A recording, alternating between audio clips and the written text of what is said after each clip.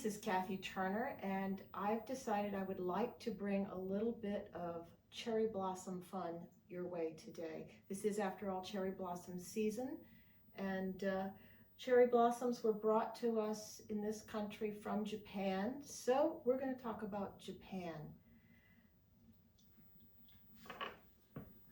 Starting at this end is a doll that's suffered, unfortunately, but it serves its purpose to show you how these original Japanese traditional dolls were made.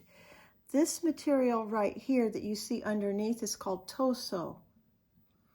It is a composition of sawdust, paulownia wood, also called kiri, and glues, basically, pressed together in a mold to form the base shape. Sometimes over wood and sometimes not. And then it's carved in addition. And then they start adding layers of gofun, which is the crushed oyster shell. And you can see the underlying layers of gofun, where the white is there. Many, many layers until finally they reach the final layer, where they often use an even more finely ground clamshell as the final layer. And then they will paint it. And then, of course, they will start to paint the features. And then they will add the hair. This one, of course, is very damaged, but you can therefore see how it was made.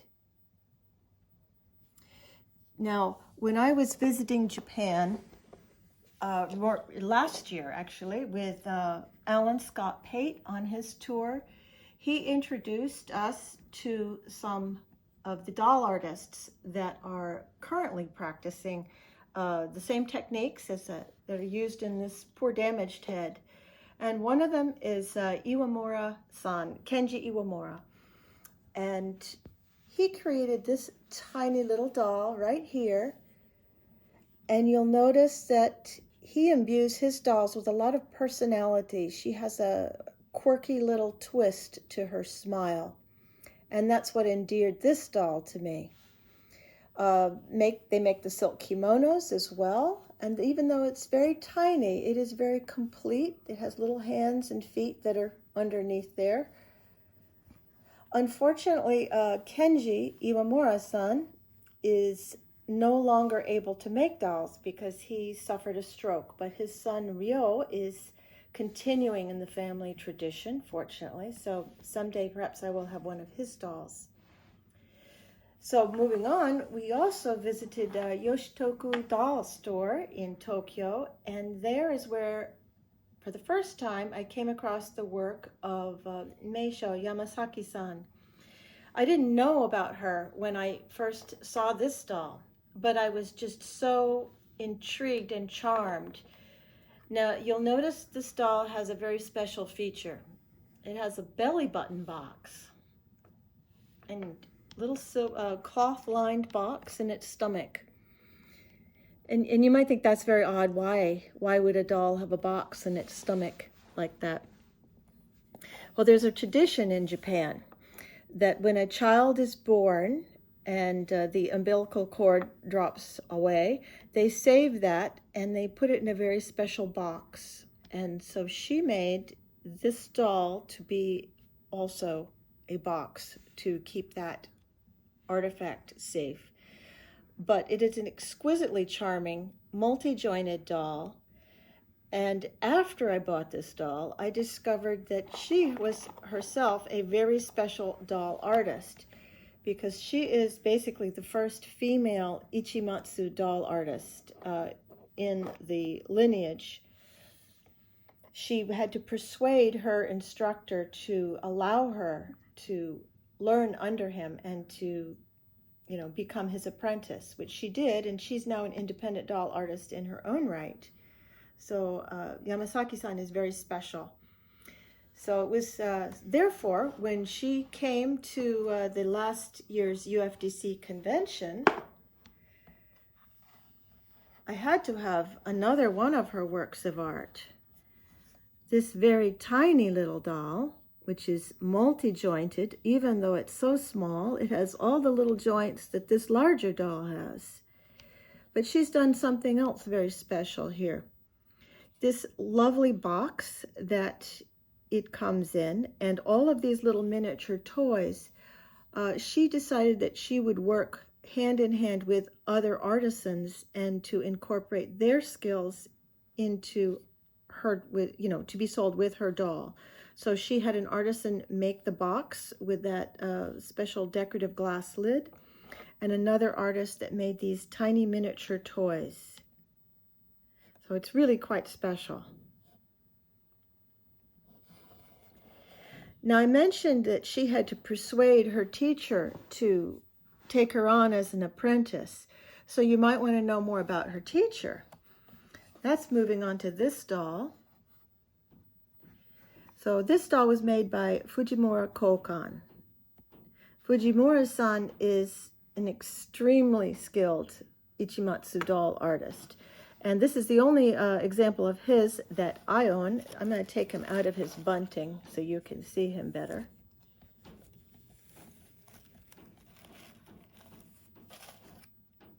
But there he is, a little sleeping boy.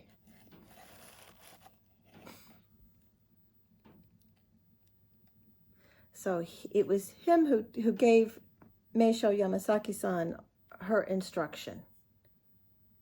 And he is just so cute. So those are some of the doll artists that I have met in person, but there were a few others that I have yet to have that honor that I came across on my travels in Japan.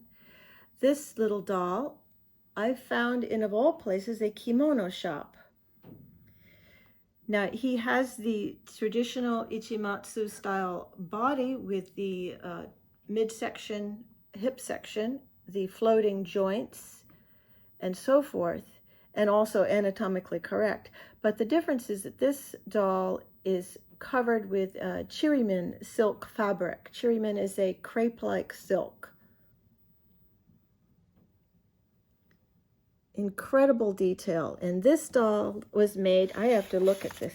This is the little brochure they gave me where they wrote down his name. I have yet to find out anything more about this artist, but it's Yasuharu Komatsu. So I am on the hunt to find out more about him because he's incredibly skilled. Now, another Japanese doll artist that I have become intrigued with works in porcelain, very whimsical creations. And I thought this little charming girl with a rabbit hat was just charming. Her name, the artist's name rather, is Akiko Hoshino.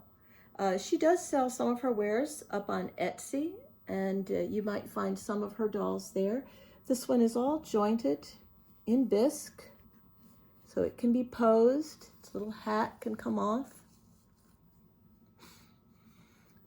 And it's just very unique, completely her own designs.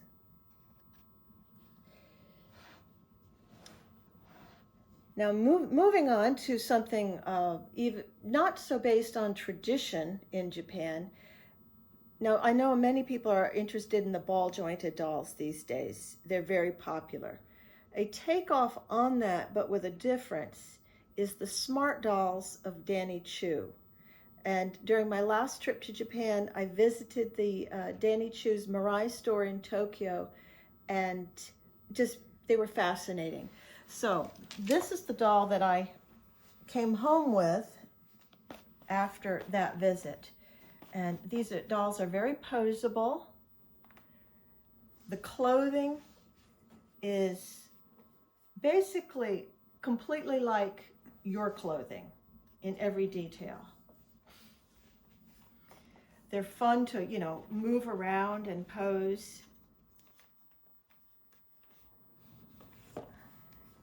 But what makes them different, see if I can get her to sit properly again, maybe. I went and got what they call the crystal body, which is one you had to assemble yourselves, because what makes them different, it can be seen in this. They have an internal armature, a skeleton, if you were. And in the crystal body, you can still see the skeleton. So instead of being a strong doll, it is the skeleton that allows them to move and maneuver. Now I haven't greased her joints, so she's a little squeaky.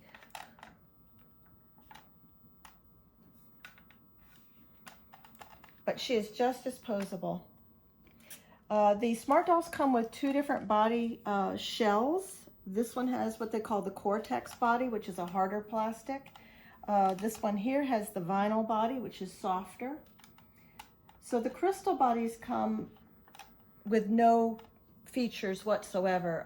I actually did give her, eyes, and I painted just around the eyes to give her a little bit of personality.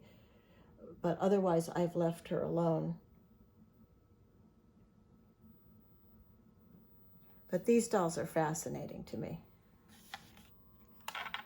So these are just a few of the dolls type of things you might see in Japan. Dolls are an important part of Japanese culture. Let's see if I can get her to do that. There we go. See how posable she is? And speaking of Japanese culture, this is the kimono I got, which I usually have on her.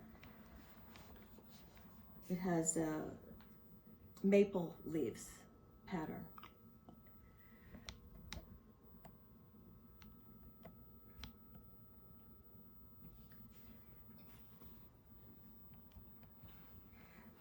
So all I can say is that Japan just has the most stellar dolls. And in times like this, when we can't travel and when artists are not able to market their wares as they were, they're just one of many industries that have been impacted recently because of our fun little coronavirus scare. I think it's good to highlight the artists and their work. So I hope that you'll check some of these people out, learn more about them, and just enjoy. Thank you.